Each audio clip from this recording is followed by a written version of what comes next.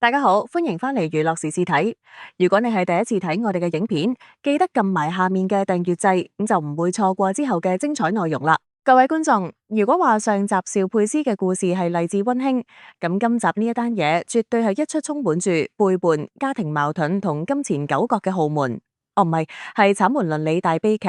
事源有一位香港男網民，過去10幾年辛辛苦苦儲落價值超過300幾萬港幣嘅金幣同金粒，諗住係自己嘅老婆本或者樓本。點知最近金價高企，佢想放售一部分嘅時候，竟然發現成箱黃金不翼而飛。追查之下，真相令佢心都碎埋。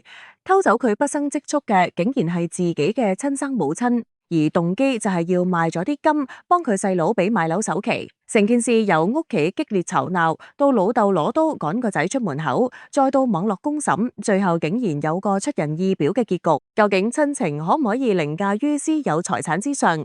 面對咁嘅家庭糾紛，你會點樣抉擇？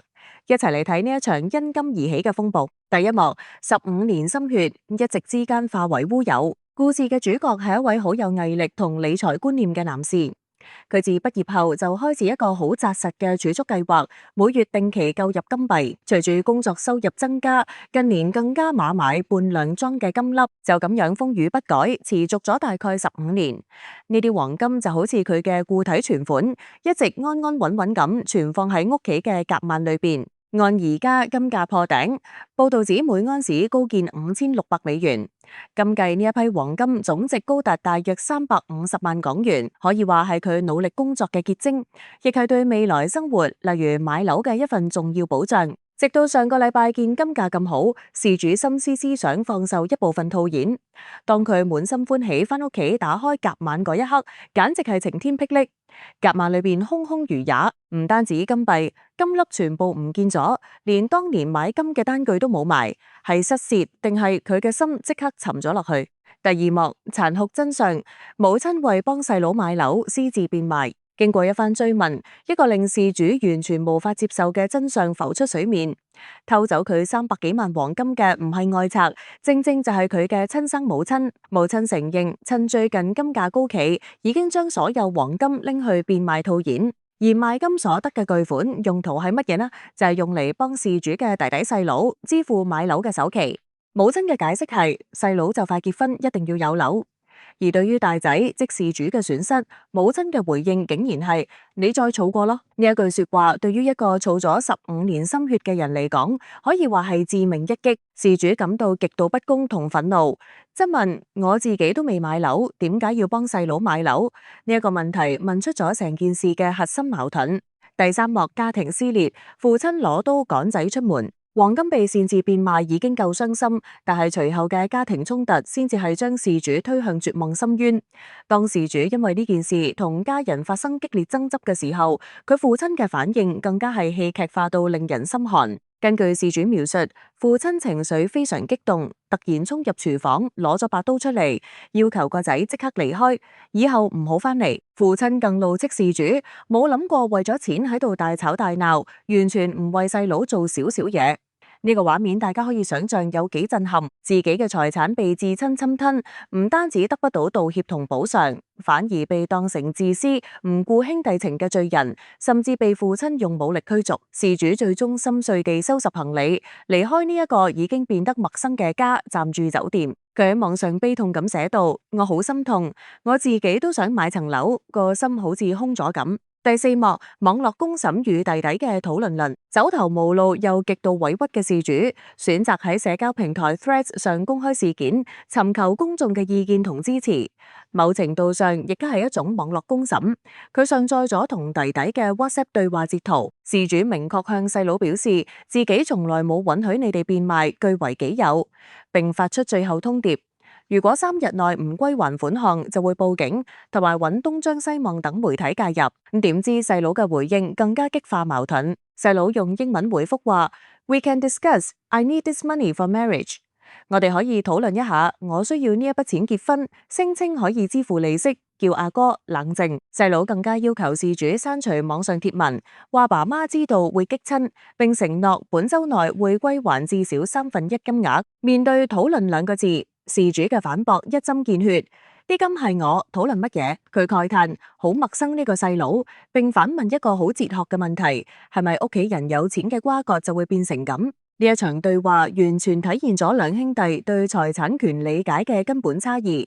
一個認為係我嘅嘢，你未經同意攞走就係偷；另一個則覺得一家人可以商量點樣用你啲錢嚟幫我。第五幕峰回路轉，兄長嘅仁至義盡與決絕。事件喺網上發酵後，引嚟海量網民關注，有人同情，亦都有人質疑係創作。事主不斷更新進展，到咗尋晚大約2月1號晚8點，事件出現咗一個重大轉折，亦係事主一個充滿矛盾同無奈嘅決定。事主宣布，經過同細佬溝通之後，佢作出一個令好多人意外嘅讓步，佢自願將當中1/3嘅款項，即大約115萬，無條件送俾弟弟，作為佢嘅新婚禮物。事主形容呢一個決定係作為兄長仁至義盡，感情仍然盡，而剩低嘅2/3大約275萬，細佬就承諾會喺2月之內歸還。呢一個決定可以話係事主喺極度痛苦下，試圖為呢一場家庭災難畫上一條止血線。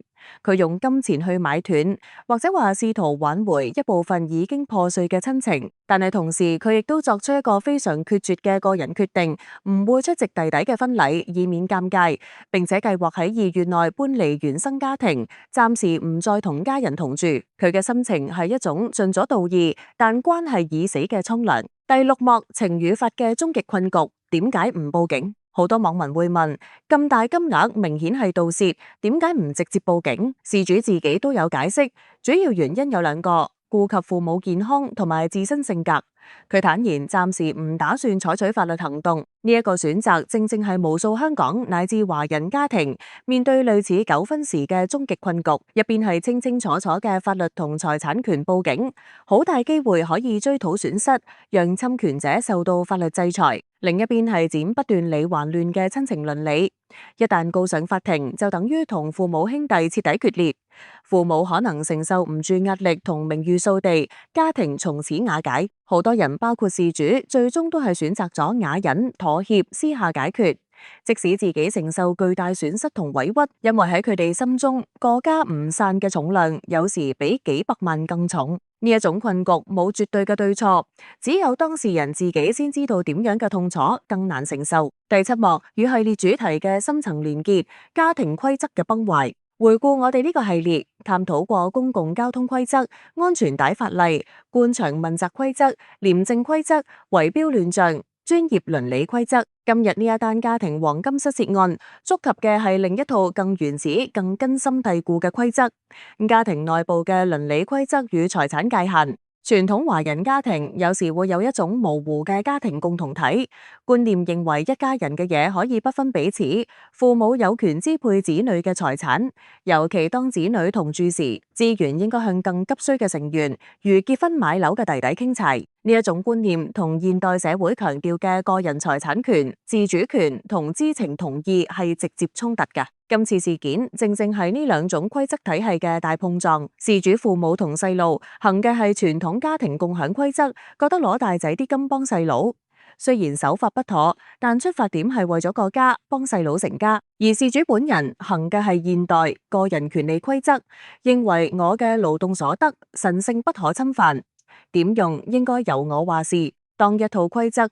傳統家庭觀被濫用去侵害另一套規則，個人財產權時悲劇就會發生。呢一個衝突比任何社會規則嘅衝突都更貼身、更傷人，因為你對抗嘅係你曾經最信任、最愛嘅人。總結一場關於金錢、親情同自我界線嘅收課。總結成件事，佢唔單止係一單金錢糾紛，更係一堂血淋淋嘅關於家庭界線嘅人生收課。一清晰界線嘅重要性，無論幾親密嘅家人，對於金錢、重要資產都應該設立清晰嘅界線。夾碼密碼唔好輕易共享，大額財產去向要明確，唔係唔信任，而係對彼此關係嘅一種保護。而幫嘅尺度，家人互相幫助係美德，但必須建基於自願同量力而為之上，將對一個仔嘅幫助建築喺對另一個仔嘅掠奪上。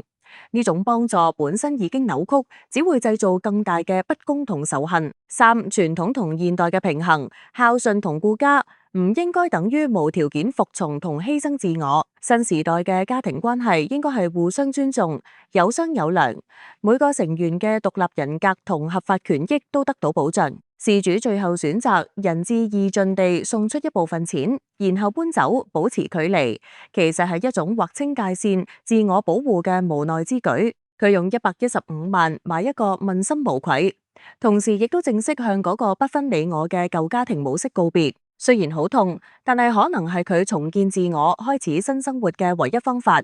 成個故事令人唏噓，希望事主能夠慢慢療傷，攞返應得嘅錢，真正擁有自己可以話事嘅人生同樓。亦都希望呢個故事可以提醒大家，好好思考同家人之間嗰條睇唔見卻極其重要嘅界線應該劃喺邊。你哋又點睇呢件事？